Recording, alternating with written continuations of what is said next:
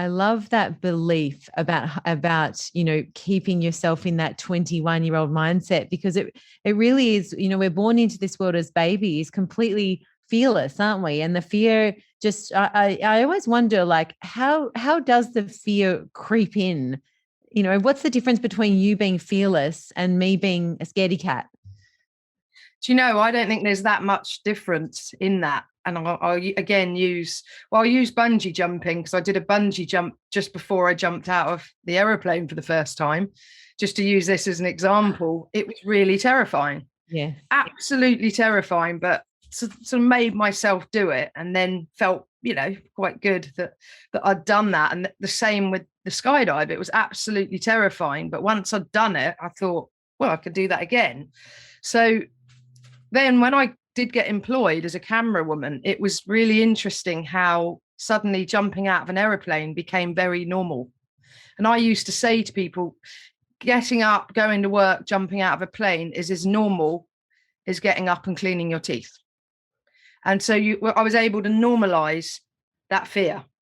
So what was once so frightening, and I remember when I was skydiving, I used to look at the experienced guys, the tandem masters and the other cameramen and the instructors in the plane, and they were so relaxed and they were laughing and joking with each other.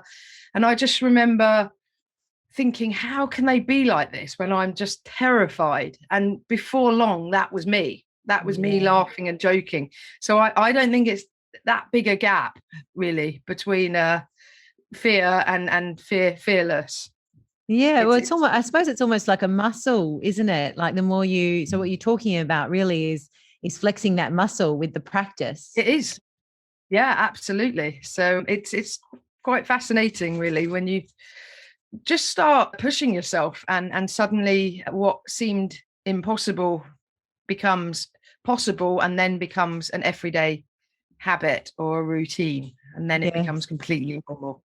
Yeah, amazing, and what a spirit you have. I wonder, if I was your daughter, what would you instill in me? I would just, I just say my motto is think big, dream bigger, and I just think, why not give something a go? Like I said, my dream of becoming that camera woman was far-fetched, but I remember once a lady coming up to me when I was filming her, and she came up to me and said, "You're so lucky." And I said, "Why?" And she said, "Because you're here and you're doing this amazing job in this beautiful place." But I love the expression, the harder you work, the luckier you get. And it's about, putting those far-fetched goals into action and giving it a go. So, I like I said, I think you make your own luck for the most part.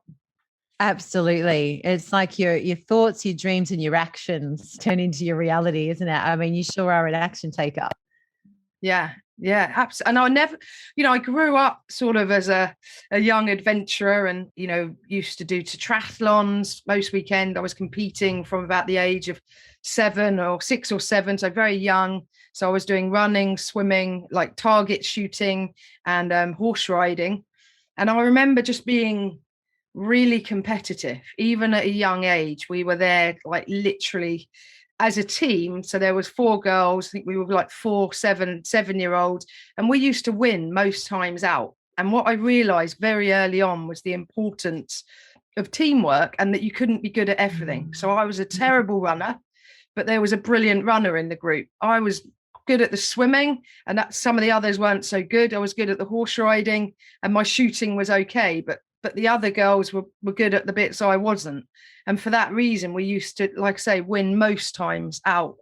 And that became normal, being as good as you can be, getting really good and then expecting to do well. That was instilled from a very early age. And also, Jackie, it was, very different life than now. There wasn't the screens, the iPhones, the iPads. It was much more outdoorsy, and climbing trees and playing with people, like out, playing with your mates outside.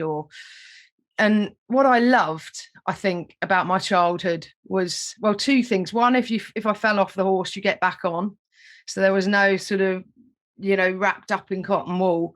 But also I loved the attitude of my mum and dad. They were always like instilling into me and my brother that you can achieve whatever you want. And so I always laugh that when I came home at 21 and said, Mum and Dad, I'm moving to New Zealand to jump out of aeroplanes, most parents would have had a fit and said, you are not.